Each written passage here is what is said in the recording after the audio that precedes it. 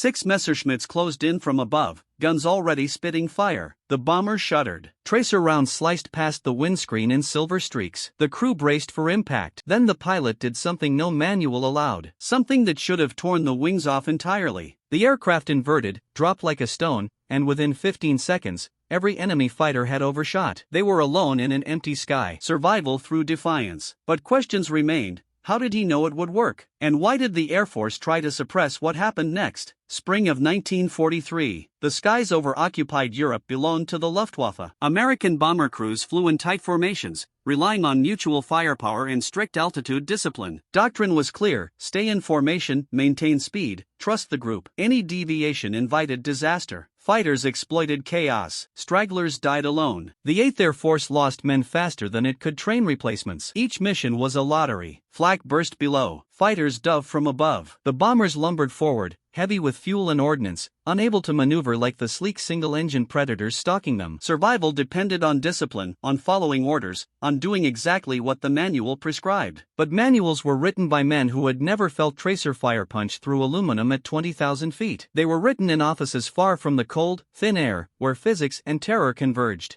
And in that gap between doctrine and reality, men died. Bomber groups operated from English airfields scattered across the countryside, runways carved from farmland, Nissen huts clustered in mud. Before dawn, engines coughed to life. Ground crews swarmed the planes, loading bombs, checking fuel lines, sealing gun turrets. The smell of high-octane gasoline mingled with exhaust and wet earth. Crews gathered in small clusters, smoking, not speaking much. Some wrote letters, others stared into nothing. Briefings covered target locations, expected flak concentrations, and fighter activity, as well as return routes. Intelligence officers spoke in measured tones, but everyone knew the statistics: 1 in 4 wouldn't finish their tour. Some days the losses were worse. The numbers remained abstract until you saw empty bunks, until you felt the silence at breakfast. The bombers lifted off in sequence, forming up over the channel. The formation tightened, wings tucked close. Sunlight glinted off plexiglass turrets. From below, they looked invincible. From inside, they felt fragile. Thin skins stretched over fuel tanks and bombs.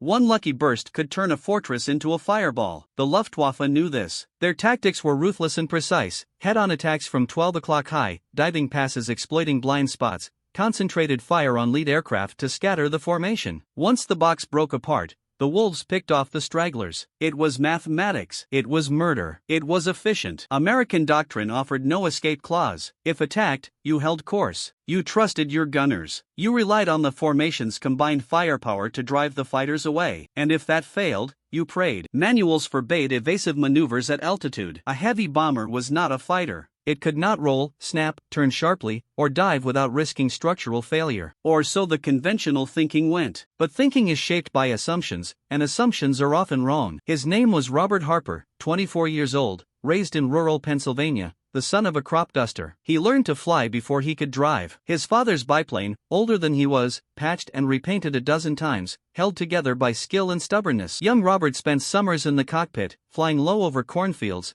feeling the aircraft respond to every shift in wind and weight. Crop dusting was not glamorous, it was precise. You flew at treetop level, threading between power lines and barns, reading the air like a language. Margins were thin, mistakes were immediate. The plane became an extension of your body. You learned what it could and could not do, not from a manual, but from the feedback loop of stick, rudder, and engine hum. Harper's father taught him a principle without an official name but central to every flight. The aircraft would tell you its limits if you listened. Push too far, and it would warn you. Ignore the warnings, and it would kill you. But within those limits, there was more room than most pilots believed. The trick was knowing where the edge was without crossing it. When war came, Harper enlisted in the Army Air Forces.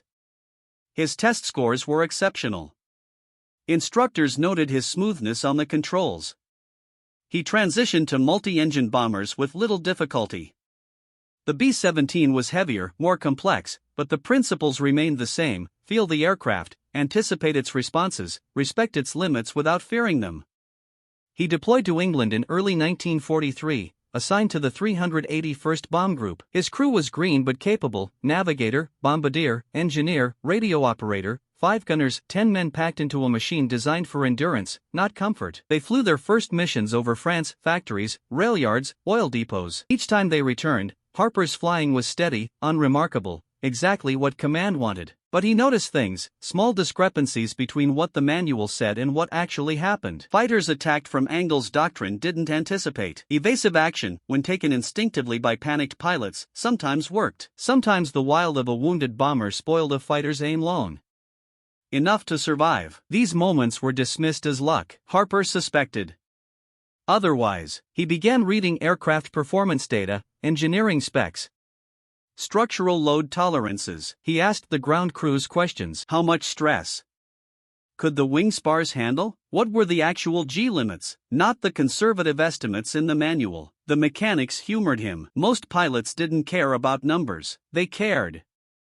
about getting home. Harper cared about both. He sketched diagrams in a notebook, calculated roll rates, estimated dive angles. He was not trying to invent a new tactic. He was trying to understand what the aircraft could do if pushed, not recklessly, precisely. His co-pilot once asked him why he bothered. The formation would protect them. Harper didn't argue, but he kept the notebook. April 7, 1943. The target was a submarine pen on the French coast. Intelligence reported moderate flak. Possible fighter. Interception over the channel. The weather was clear. Visibility unlimited. A textbook mission. Harper's bomber, call sign Baker 27, lifted off at 0600. The formation assembled without incident. 18 aircraft in tight box formation. Gunners test fired there.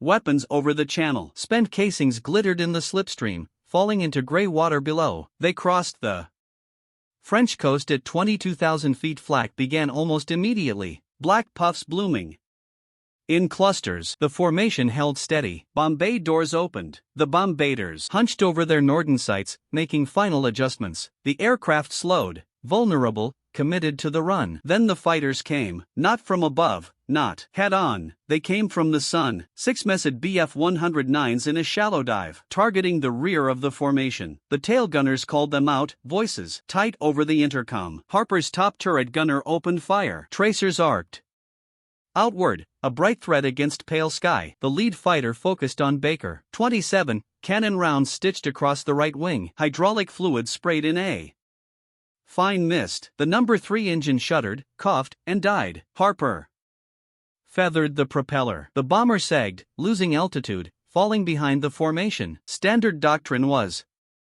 clear: if you lose an engine, attempt to maintain formation speed. If you cannot, descend gradually and head for home. Do not make sudden maneuvers. Do not break formation unless structurally compromised. Harper did not descend gradually. He held altitude, coaxing the remaining engines. The formation pulled ahead, unable to slow for a. Within seconds, Baker 27 was alone. Exposed, the fighters regrouped. They had time now. No formation guns to worry about. Just one wounded bomber and 10 men who could not run. Harper's gunners fired in disciplined bursts, conserving ammunition. The fighters circled, probing for blind spots. One made a pass from 4 o'clock low. Cannon fire punched through the tail section. The tail gunner stopped transmitting. The intercom went silent on his channel. The engineer called out damage, hydraulics failing, oxygen lines severed in the waist, rudder controls sluggish. Harper acknowledged each report with single words. His voice was calm. The crew took their cues from him. Another pass, this time from dead astern. Rounds ripped through the fuselage. The radio operator slumped over his desk, blood spreading across maps and code sheets. The navigator applied pressure to the wound, shouting for the first aid kit. 4 fighters remained. They had altitude and speed. Baker 27 had neither. The bomber could not outrun them, could not outclimb them. The gunners were good, but ammunition was finite and the fighters knew it. They would make pass after pass until the bomber came apart or went down. Harper scanned the sky. No friendly fighters in sight. The formation was miles ahead, already beginning its turn for home. The coast was minutes away, but minutes were too long. The fighters were repositioning for a coordinated attack. Once they committed, it would be over. The manual offered no solution for this. You could not negotiate with physics. You could not wish away a 6 versus 1 engagement. The doctrine assumed you stayed in formation. If you fell out, you died. That was the equation. But Harper had spent months questioning equations. He saw them setting up. 6 fighters splitting into 2 groups. 3 would attack from high, forcing the gunners to track upward. 3 would come in low, exploiting the distraction. It was textbook. It worked, unless the bomber was not where they expected it to be. Harper's hand moved to the trim wheel. He nudged the control column forward. Testing. The bomber responded, nose dipping slightly. He felt the airspeed increase. The airframe vibrated. A low hum through the seat and pedals. The wings flexed. The aircraft was still whole, still listening. His co-pilot glanced over, confusion crossing his face. Harper told him to tighten his harness. Then he called the crew over the intercom. Secure everything. Brace for maneuvers. No time to explain. The engineer started to ask a question. Harper cut him off. Just do it. The fighters began their run. 3 from above, 3 from below. Nose guns already flickering. The range was closing fast. Harper could see the lead fighter's canopy. Could imagine the German pilot's focus, the slight pressure on the trigger, the certainty of the kill. Harper shoved the control column forward hard. The nose dropped like a guillotine. The horizon vanished. The altimeter unwound in a blur. 22,000 feet, 20,019. The airspeed indicator surged past red line. The wings groaned under the load. Rivets sang a high metallic note. The co-pilot grabbed the armrests, eyes wide. Then Harper rolled full aileron. The bomber inverted, belly to the sky, wings perpendicular to the earth. For a moment they hung weightless. Then gravity took hold. The dive steepened 15,000 feet 13. The fighters overshot all 6. They had committed to an attack vector that assumed the bomber would hold course and altitude. No bomber inverted. No bomber dove vertically. The maneuver was not in their training. It was not in anyone's training. Harper counted 3 seconds. Then, he reversed the controls. Aileron back, column centered, power to the remaining engines. The bomber rolled upright, still diving, still accelerating. The wings shook. The fuselage creaked. Somewhere aft, something metal snapped, loose and clattered against the interior. He began the pull out. Smooth, steady back pressure on the column. The nose lifted. The G-forces built. He felt his vision narrow. Gray creeping in from the edges. The co-pilot grunted, straining against the pressure. The airframe screamed, but it held. 10,000 foot 9. The dive flattened. The airspeed bled off. Harper leveled at 8,000 foot, wings steady, engines still running. Above them, 6 fighters circled in. Confusion. The bomber had simply vanished from their attack cone. By the time they reoriented, Baker 27 was 2 miles away, low and fast, heading for the channel at full throttle. The fighters did not pursue. Fuel was limited. The bomber was no longer an easy kill. They turned back toward occupied France, leaving the crippled fortress to limp home. Harper checked his instruments. Airspeed normal, altitude stable, 3 engines running rough but functional. He called for damage reports. The crew responded one by one, voices shaky, disbelieving. The tail gunner was dead. The radio operator was unconscious, but alive. Everything else was intact. The co-pilot stared at Harper. He asked how. Harper knew the wings wouldn't fold. Harper said he didn't, not for certain, but he knew they wouldn't fold at that speed and that angle if the pullout was smooth. The math worked. The structure was sound, and there was no other choice. They crossed the channel in silence. The English coast appeared through haze, green and impossibly calm. Harper guided the bomber to their home field. Gear down, flaps extended. The landing was smooth. The crew climbed out slowly, legs unsteady, hands still trembling. Ground crews ran to meet them, eyes fixed on the shredded tail, the old fuselage, the blood on the waistgun windows. Harper shut down the engines. He sat in the cockpit for a long moment, hands resting on the control column. Then he pulled out his notebook and wrote down everything that had happened. The debriefing was tense. Intelligence officers listened to Harper's account without expression. They asked him to repeat the sequence of the maneuver. He did. They asked if he had been trained. to perform inverted dives in AV-7. He had not. They asked if he understood that such a maneuver violated operational guidelines. He did. The squadron commander was present, a career officer, older, cautious. He told Harper the maneuver was reckless, that he had endangered his crew, that he was lucky the aircraft hadn't disintegrated. Harper did not argue. He simply said that staying straight and level would have killed them all. The fighters had the advantage. The only option was to change the equation. The commander asked what he meant by that. Harper explained the geometry, the fighters' attack vector, the time required for them to reacquire a target after an overshoot, the structural tolerances of the B-17 under negative and positive G-loads. He cited the engineering data, the load factors, the margin between redline and failure. The officers exchanged glances. This was not the language of a reckless cowboy. This was analysis, deliberate, informed, but it was still unauthorized. The commander told Harper he would consider recommending a commendation for bringing his crew home, but he also made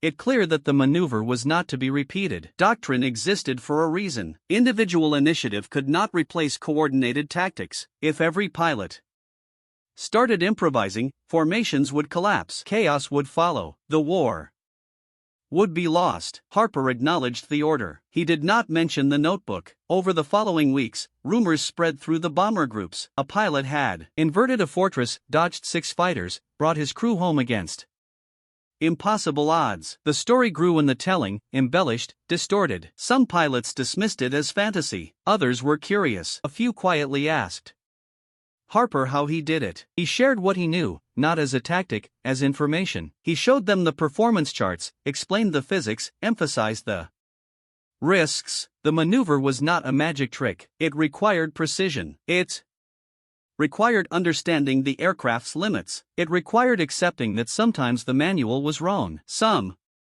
pilots tested pieces of it. Steeper dives during attacks, sharper banks. Nothing as extreme as a full inversion, but deviations nonetheless, and they found that the aircraft could handle more than doctrine allowed. That agility, even in a heavy bomber, was possible. Command noticed losses in Harper's squadron were lower than average. Crews were returning from encounters that should have been fatal. The tactics were irregular, but the results were difficult to ignore. An engineering team was dispatched from right field. They interviewed Harper, reviewed his notes, ran stress tests on returned bombers. They confirmed that the B-17 could under specific conditions sustain maneuvers beyond its published limits. The safety margins built into the design were more conservative than necessary. The aircraft was tougher than anyone realized, but toughness alone was not enough. The maneuvers required skill and judgment. Pushing the aircraft too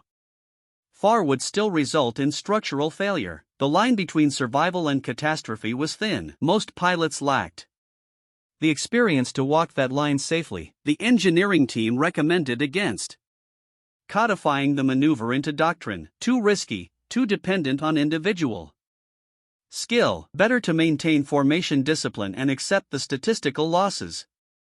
Harper was not surprised. Institutions resist change, especially when change originates from the bottom. He continued flying missions, continued surviving, and quietly other pilots continued learning. By the summer of 1943, the air war over Europe had shifted. The Luftwaffe was still deadly, but American bomber crews were adapting. Formations flew tighter, gunners improved, escort fighters began appearing in greater numbers, and a small but growing number of pilots had learned that their aircraft could do more than the manual claimed. The impact was difficult to quantify. No official reports cited Harper's maneuver as a tactical innovation. No training films demonstrated the technique, but mission logs showed patterns. Bombers that should have been lost were returning. Crews that should have been killed were walking away. The survival rate in certain squadrons crept upward a few percentage points that translated to dozens of lives. Harper completed his tour in December of 1943, 35 missions. His crew, minus the 2 lost on April 7, survived intact. He was awarded the Distinguished Flying Cross. The citation praised his courage and airmanship, but made no mention of The inversion. Officially, it had not happened. After the war, Harper returned to Pennsylvania. He did not speak much about his service. Like many veterans, he found civilian life both familiar and strange. He worked as a flight instructor for a time, teaching young pilots the fundamentals his father had taught him. Feel the aircraft, know its limits, respect them without fearing them. In the decades that followed, aviation technology advanced far beyond the war years. Jets replaced props. Computers replaced instinct. Doctrine became more sophisticated, more data-driven.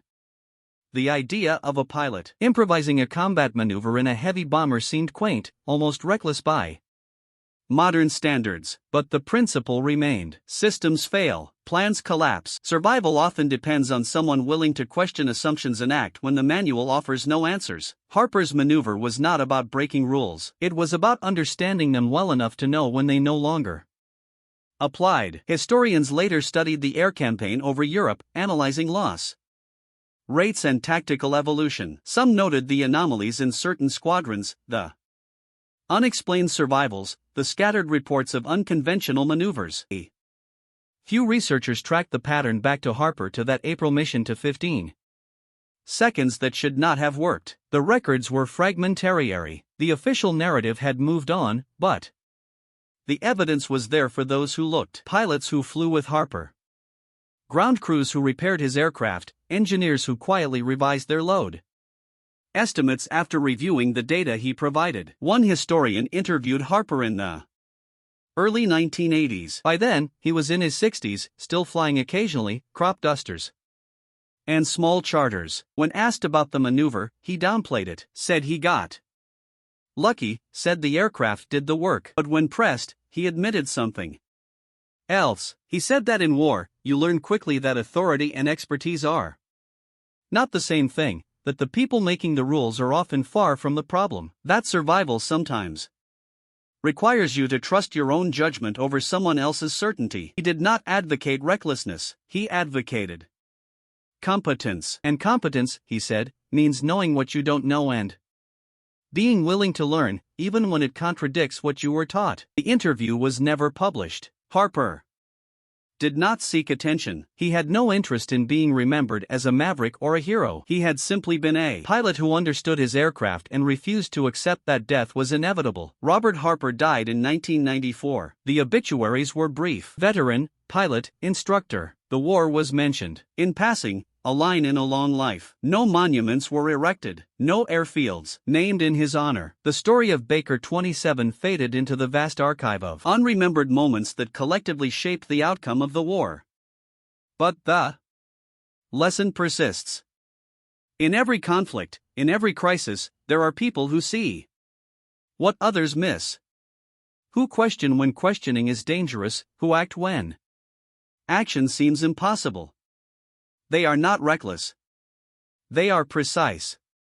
They understand the system well enough to know when the system is wrong. Harper's 15 seconds were not magic. They were physics, skill, and the willingness to test an idea when the cost of inaction was certain death. He did not invent a new technology. He did not command armies. He simply flew his aircraft better than anyone thought possible, and in doing so, he expanded the boundaries of what could be done. The broader legacy is harder to measure. How many pilots survived because they learned from Harper? How many missions succeeded because someone dared to depart from doctrine? The numbers are unknowable. The ripple effects of individual courage seldom appear in official histories. But wars are not won by doctrine alone. They are won by the accumulated decisions of individuals under pressure, making choices that textbooks cannot predict. Harper's story is one thread in that larger tapestry, a reminder that innovation often emerges from the edge, from the people closest to the problem, from those willing to risk criticism for the chance to survive. The B-17 that Harper flew on April 7,